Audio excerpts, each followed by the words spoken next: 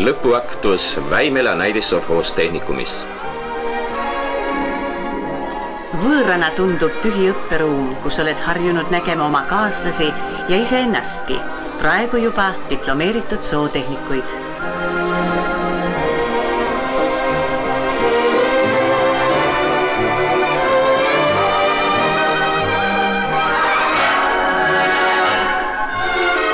Kui olid valinud põllumajanduse elektrifitseerija eriala, siis oled hinnatud mees kõikjal.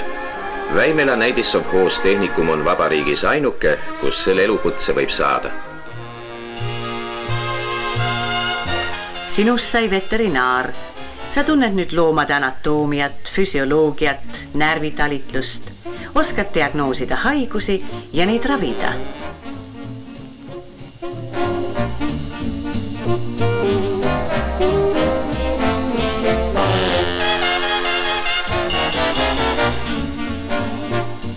Kuidas võita ratsu usaldust? Seda teab Väimela näidissovhoos-tehnikumis vähemalt 200 inimest.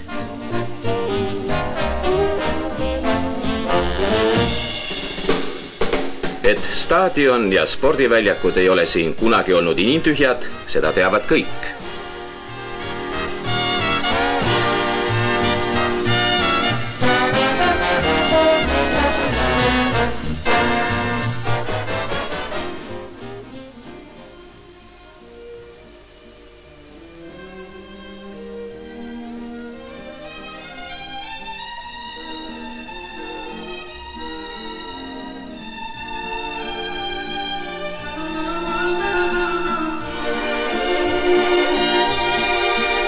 Lõpuvalss Väimelas ei tähenda see lõppu, vaid algust igaühe jaoks, kes on siit saanud elukutse ja keskhariduse.